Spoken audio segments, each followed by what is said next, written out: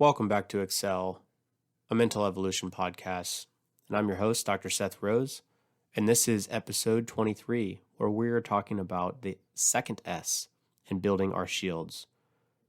And the second S stands for socializing or socializes, and how we can cultivate social relationships and social connection to improve better health and well-being and performance outcomes.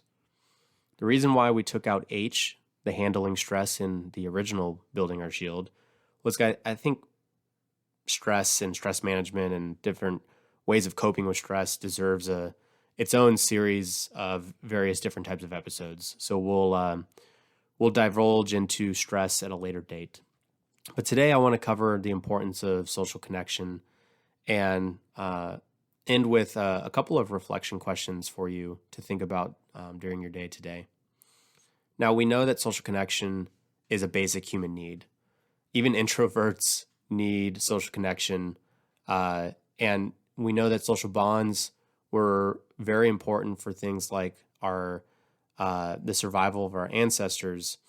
If you think about sharing resources and getting through hardships and struggles, and it's even a necessary part of our lives today, even from birth, right? On how being socially connected with our parents as a newborn, and how that helps in the development of newborns into infancy and into later stages of development of life.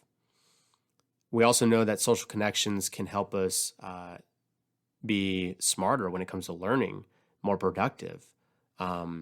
When it comes to leadership, we know that social skills and developing social skills allows leaders to understand and leverage their team's strengths and weaknesses better to help yield better results.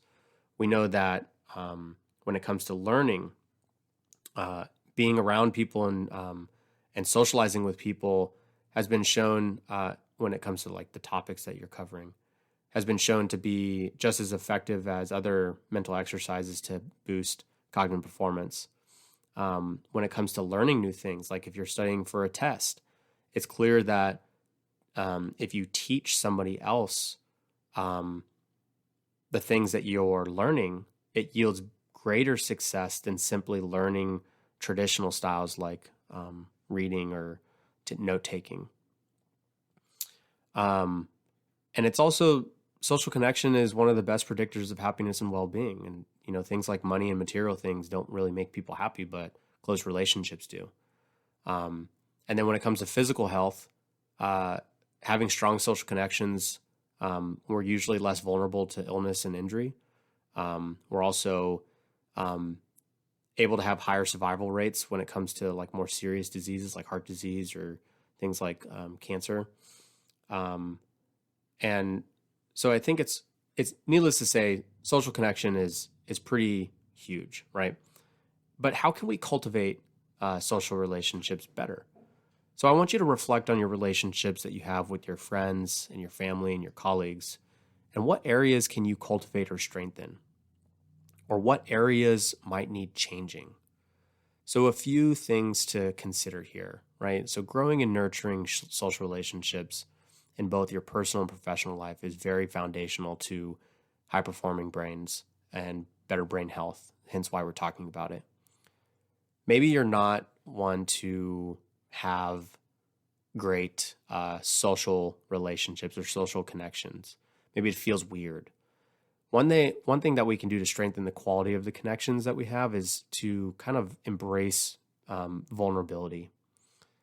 And vulnerability is kind of like this, it might sound emotional, but it can be described as uncertainty or risk or an emotional exposure. So being vulnerable and putting yourself in that space oftentimes can be uncomfortable, but it also can help deepen the connections that you have with others. And maybe start small with somebody that you care about that's really close to you, and put yourself in that vulnerable state to maybe talk a little bit about deeper reflections on the day. When you're talking about cultivating or strengthening or changing, maybe it comes down to communication. Communication is another important part of social connection. So take the time to recognize how you communicate, how you listen to the people in your life that are most important or that impact your relationships the most.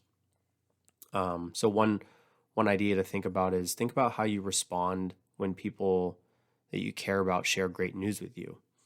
Are you genuinely listening with interest? Are you helping elaborate on their experiences? Or are you just focusing on the negative or ignoring them or changing the topic? So take the time to reflect on how you're responding to good news with those that you care about, and maybe challenge yourself to show up and listen with genuine interest. And so, like I said, leaving you with those questions, go about your day to day, and maybe challenge yourself to be a little bit more vulnerable, or challenge yourself to listen more than you talk, or challenge yourself to dive deeper and communicate deeper with your partner or your loved ones. And think about what areas that you can strengthen or what areas might need changing. Thanks for sticking around for today's episode. And that wraps up our series of building our shields. And